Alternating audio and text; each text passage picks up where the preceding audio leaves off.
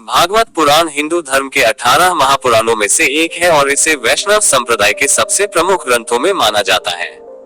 इसमें भगवान विष्णु और उनके अवतारों की महिमा का वर्णन किया गया है। भागवत पुराण विशेष रूप से श्री कृष्ण की बाल लीलाओं, उनके उपदेशों और धर्म की स्थापना की कहानियों पर केंद्रित है। यह पुराण 12 स्कंदों, खंडों और 18,000 श्लोकों में विभाजित है। इसका लेखन वेदव्यास जी ने किया और इसे राजा परीक्षित को ऋषि शुकदेव ने सुनाया था। भागवत पुराण का एक महत्वपूर्ण संदेश यह है कि भक्ति ही जीवन का अंतिम लक्ष्य है और भक्ति के माध्यम से व्यक्ति ईश्वर की प्राप्ति कर सकता है। भागवत पुराण की संरचना। भागवत पुराण 12 स्कंदों में विभाजित है, जिनमें विभिन्न प्रकार की कथाएं और उपदेश समाहित हैं। प्रत्येक स्कंद का अपना महत्व और कथा होती है। यहाँ प्रत्येक स्कंद का संक्षिप्त विवरण प्रस्तुत किया गया है। पहला स्कंद भागवत पुराण की प्रस्तावना के रूप में आता है। इसमें राजा परीक्षित के जन्म, उनके जीवन की घटनाओं और उनके द्वारा ऋषि शुकदेव से इस पुराण की कथा सुनने की पृष्ठभूमि बताई गई है। ये स्कंद धर्म और अधर्म के बीच के संघर्ष को भी स्पष्ट करता है। इसमें बताया गया है कि किस प्रकार राजा परीक्षित ने अपनी मृत्यु से पहले भागवत कथा सुनी थी और यह कथा आत्मज्ञान और मोक्ष प्राप्ति के लिए कैसे महत्वपूर्ण है। दूसरा स्कंद। इस स्कंद में सृष्टि की उत्पत्ति और भगवान विष्णु की लीला का वर्णन है। इसमें बताया गया है कि किस प्रकार भगवान ने ब्रह्मांड की रचना की और उसके बाद उसका पालन किया। साथ ही इस स्कंद में भक्ति योग का वर्णन किया गया है और बताया गया है कि किस प्रकार भगवान की भक्ति के माध्यम से व्यक्ति जन्म मरण के चक्र से मुक्त हो सकता है। तीसरा स्कंद। तीसरे स्कंद में कपिल मुनि और उनकी माता देवहूति की कथा का वर्णन है। कपिल मुनि ने अपनी माता को सांख्य योग और भक्ति योग का उपदेश दिया। इसमें सृष्टि के सृजन और प्रलय का भी वर्णन किया गया। चौथा स्कंद राजा ध्रुव की कथा को मुख्य रूप से प्रस्तुत करता है।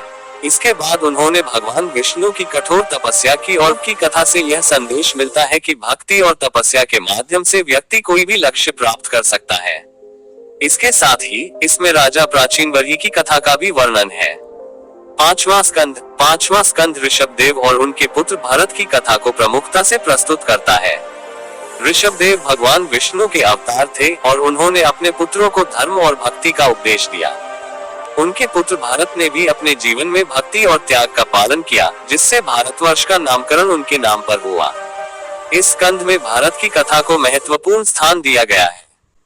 छठा स्कंद। इस स्कंद में अजैविल की कथा का वर्णन है। अजैविल ने अपने जीवन में पाप कर्म किए, लेकिन अंत समय में नारायण शब्द का उच्चारण करने से उन्हें मोक्ष की प्राप्ति हुई। ये स्कंद बताता है कि भगवान के नाम का सच्चे मन से स्मरण करने से भी व्यक्ति को मोक्ष मिल सकता है, चाहे उसने अपने जीवन में कितने ही पाप किए हो। सातवां स्कंद भगवान विष्णु के भक्त प्रहलाद और उनके पिता हिरण्यकशिपु की कथा पर आधारित है। हिरण्यकशिपु एक अत्याचारी राजा था जो भगवान विष्णु का घोर विरोधी था, लेकिन उसका पुत्र प्रहलाद विष्णु का परम भक्त था। हिरण्यकशिपु ने प्रहलाद को कई बार मारने का प्रयास किया, लेकिन हर बार भगवान विष्णु ने उसे बचा लिया। अंत में भगवान विष्णु ने नरसिंह अवतार धारण करके हिरण्यकशिपु का वध किया। ये स्कंद ये संदेश देता है कि भगवान अपने भक्तों की सदैव रक्षा करते हैं। आठवां स्कंद समुद्र मंथन की कथा का वर्णन करता है, जिसमें देवताओं और दैत्यों ने मिलकर समुद्र का मंथन किया था। इस मंथन से अमृत, लक्ष्मी, कल्प वृक्ष और कई अन्य रत्न निकले। अमृत प्राप्त करने के लिए देवताओं और दैत्यों के बीच संघर्ष हुआ, जिसमें भगवान विष्णु ने मोहिनी रूप धारण करके देवताओं को अमृत प्रदान किया। यह स्कंद इस बात पर जोर देता है कि भगवान विष्णु सृष्टि के पालनकर्ता और रक्षक है। नवां स्कंद विभिन्न राजाओं की कथाओं का संग्रह है, जिनमें अयोध्या के राजा सगर, हरिश्चंद्र, राजा अम्बरीश और राम की कथा विशेष रूप से महत्वपूर्ण है।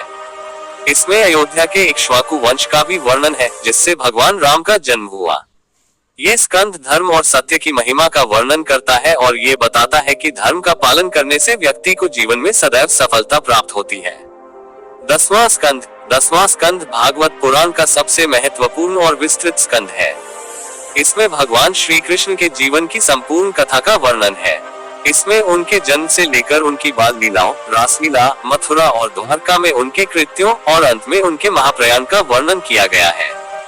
कृष्ण की बाल लीलाओं में गोपियों के साथ रासलीला, कालियानाग का दमन, गोवर्धन पर्वत उठाना और कंस वध प्रमुख घटनाएं हैं।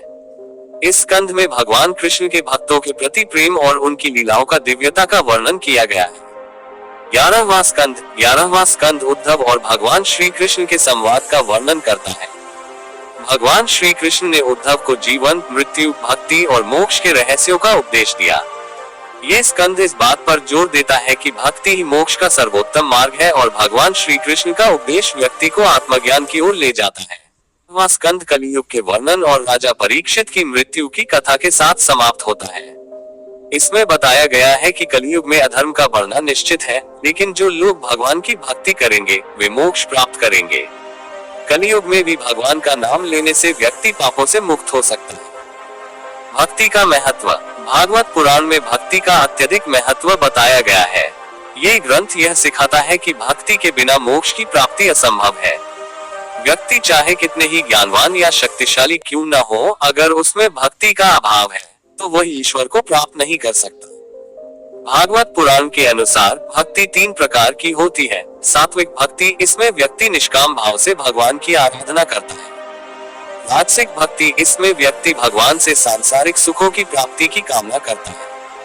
तामसिक भक्ति, इसमें व्यक्ति भगवान की पूजा केवल भय या स्वार्थ के कारण करता है। भागवत पुराण सात्विक भक्ति को सर्वोत्तम मानता है और इसे मोक्ष प्राप्ति का मार्ग बताता है। निष्कर्ष। भागवत पुराण हिंदू धर्म के सबसे महत्वपूर्ण ग्रंथों में से एक है, जो धर्म, भक्ति और मोक्ष के मार्ग का वर्णन करता है। ये ग्रंथ न केवल धार्मिक बल्कि नैतिक और दार्शनिक दृष्टिकोण से भी अत्यधिक महत्वपूर्ण है। भागवत पुराण का मुख्य संदेश यह है कि भक्ति ही जीवन का सबसे महत्वपूर्ण और सच्चा उद्देश्य है और इसके माध्यम से व्यक्ति ईश्वर की प्राप्ति कर सकता है।